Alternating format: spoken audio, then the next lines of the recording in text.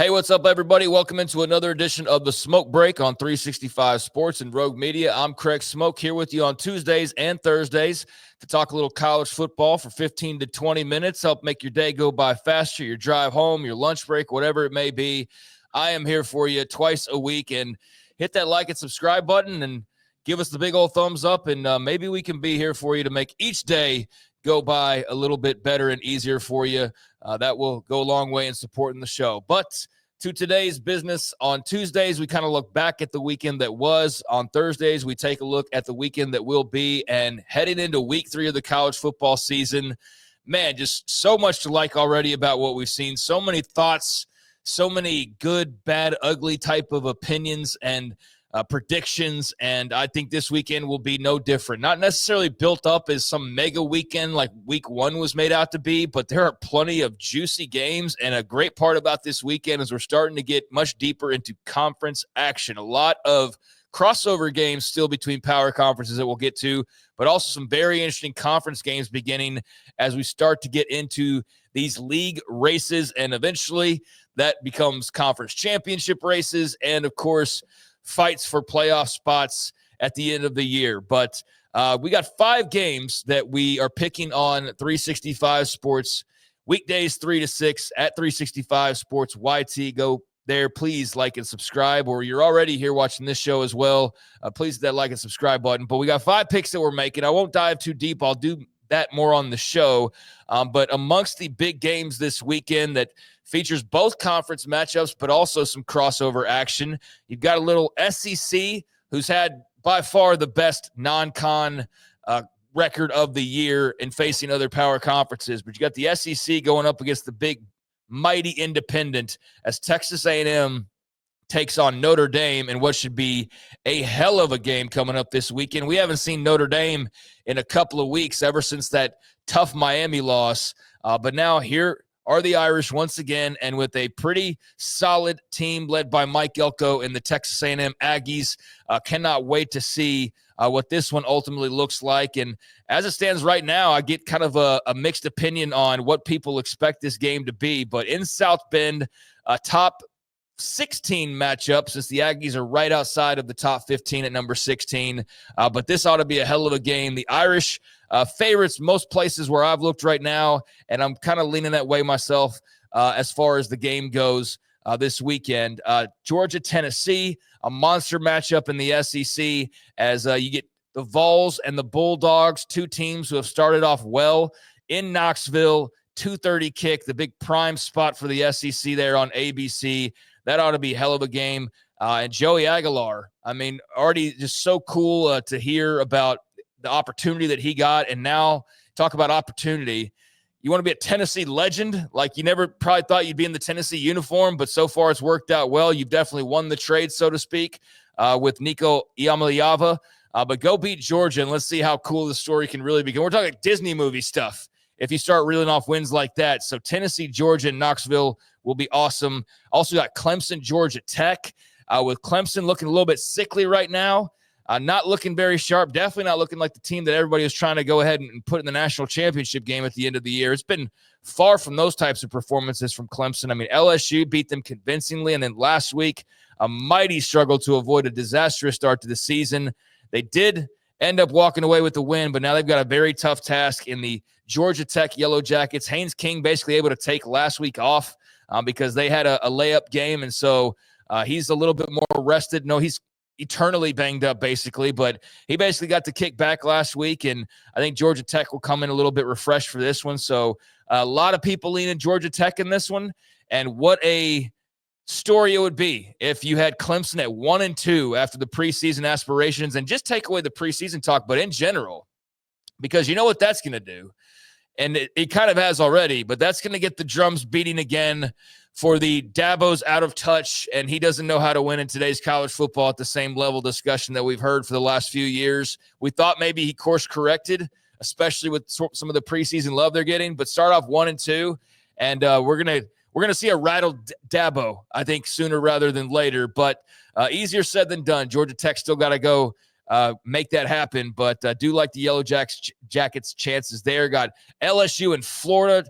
talk about rivalries and bad blood, but a big one in the SEC down in Death Valley. Number 3 Tigers. The unranked Gators can Brian Kelly and company continue to not only be in the top 3 and also notch a big SEC win, but also throw another tank of gasoline on that hot seat that Billy Napier is currently sitting on? They very well may. That's a night game on ABC, 6:30 kickoff for that one. And then you've got Miami, who looked great in their win against Notre Dame, against South Florida, who's like the Grim Reaper of the Sunshine State. You know that Grim Reaper mean where he's just going from door to door and everybody replaces the signs each week? Well, this is for the state of Florida. And Miami, you're the next to get a knock on the door. Now, most people don't expect that you're going to get the dream scenario where USF was able to knock off Florida last week, that they're going to turn around and beat Miami. But, man, what a story that would be. And I'm not putting it past Byron Brown and company. So you want to talk about having some fun. Let's see South Florida go knock off the Canes and then crown themselves kings of the Sunshine State, and rightfully so, I would say. That could be something great. And then if Miami wins, say the story kind of loses some of its luster, although USF would still be fun. But it would be a big win for Miami to add to their resume, along with a win over Notre Dame. That's a pretty good start to the season for the Canes, but we'll see if they can go and get that job done. And the interesting thing about that game as well is the fact that so some Coral Gables. I thought it was going to be Miami, but the fact that you're sitting there with a top 25 game, I don't think you would have predicted that before the season. So this ended up being a bit better than you maybe anticipated as both a Bulls and Canes fan. A lot more dressing to it than originally thought.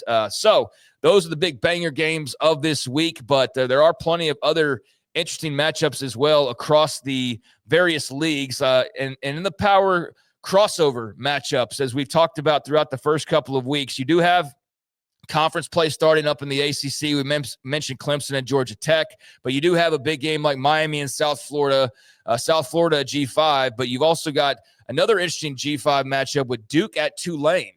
So some familiarity there. Obviously, Darian Mensah going back to New Orleans to see his old team. That ought to be an interesting one. Duke just got slapped around last week.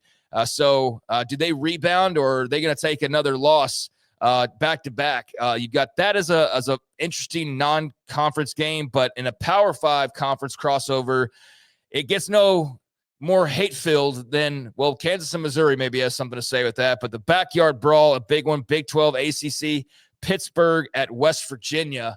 And this one did lose a little bit of its luster after West Virginia lost last week, but still, it's a rivalry game. You throw the records out the window. So in terms of the big crossovers, I think that is one that's very interesting coming up. Got a lot of other conference action starting up in the ACC this week. And the same holds for the Big 12, obviously Backyard Brawl with West Virginia. As far as the G6s, and I just said G5 a moment ago, but G6, Texas Tech hosting Oregon State, a nice step up in competition for the Red Raiders. Texas State at Arizona State. Sun Devils coming off a loss. G.J. Kinney and company with that offense. Hopefully they've got the secondary fixed out there in Tempe, or it could be a long night. And it was a long night last year as well when the Sun Devils took them to the brink. And little did we know that Arizona State would end up being one of the better stories at that time. But when they played last, we didn't have any idea ASU was going to do what they were about to do. We thought that they were going to be like the low man on the totem pole in the Big 12, and it looked like they were going to have this bad loss to Texas State. They pull it out, and then obviously went on a great run. But are they reeling a little bit from last weekend's loss to Mississippi State? Texas State, big win over UTSA in a shootout. So that one I definitely have eyes on as well. So a couple of interesting G6 matchups, along then with the Backyard Brawl for the Big 12. Over in the Big 10, Alabama hosting Wisconsin. Badgers with a big opportunity, but also a big challenge there in the Crimson Tide, who a week ago we were all reading last rites and helping Kalen DeBoer pack his bags and get ready to move, and then they look as sharp as anybody in the country last week. So that's died down quite a bit, but that is the one big crossover matchup in the Big Ten this week, and that about covers it. I mean, there's not a lot in terms of those crossovers because so many conference games are starting up, but I love it. I cannot wait to see how the standings start to kind of separate themselves a little bit, and that's the most fun about all of this. So who will be your ACC champion? I think you've kind of got two or three teams that you feel good about right now. Miami for one, Florida State for another, Georgia Tech, not so much Clemson at this point. Big Ten, Oregon, Ohio State, very easy to go straight to those teams, as well as Penn State. Beyond that, don't really know. SEC, like 7 teams, but of course, LSU looks really good. Texas, Oklahoma looks fantastic to start the season. Ole Miss, and you can throw a couple of others into that mix as well. Even Alabama with their bounce back last week.